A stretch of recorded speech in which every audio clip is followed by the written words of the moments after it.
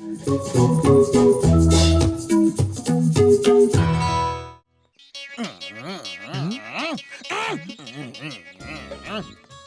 বস, তুমি তো এমন ভাবে পাইচারি দিচ্ছ যেন হনুমানের লেজে আগুন লেগে গেছে, আর তাইও এখান থেকে সেখানে, এই গাছ থেকে ওই গাছে লাফালাফি করে বেড়াচ্ছে। আরে শুকিয়ে যাওয়া গাছের খেজুর, বন্ধ হয়ে যাওয়া পুকুর, চিন্তা মানে দুশ্চিন্তায় ভরপুর, অর্থাৎ কঠিন সময়। আর আমি এখন কঠিন সময়ের মধ্যে দিয়ে যাচ্ছি, খুব চিন্তায় আছি, দুশ্চিন্তায় আছি, তাই রেগে আছে। কারণ ওই বৈজ্ঞানিক এখনো এলো না কেন? ও আমাকে ব্যাগ দেবে বলেছিল, এসে পাওয়ারফুল করে দেবার ব্যাটারি।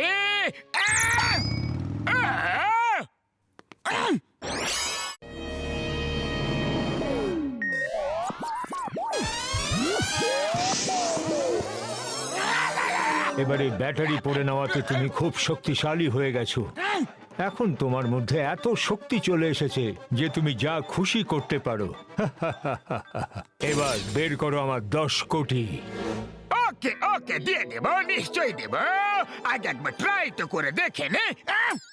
হ্যাঁ হ্যাঁ, করে নাও করে নাও। আরে আমার 10 কোটি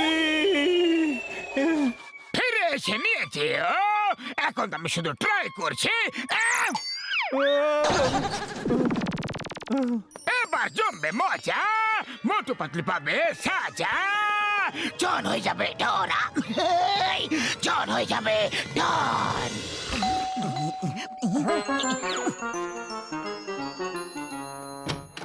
আরে জন, কি ব্যাপার? আজ দিনের বেলা চুরি করতে বেরিয়েছে নাকি? আরে না মোটু না, এখন আমি চোর নই, একজন ভদ্রলোক হয়ে গেছে। বক যতই ভদ্র হয়ে যাক না কেন, মাছ খাওয়া ছাড়ে না। না না পাতলু, এখন আমি পরিশ্রম করে খেতে চাই। আমি মোটুর থেকে অনুপ্রেরিত হয়ে গেছি।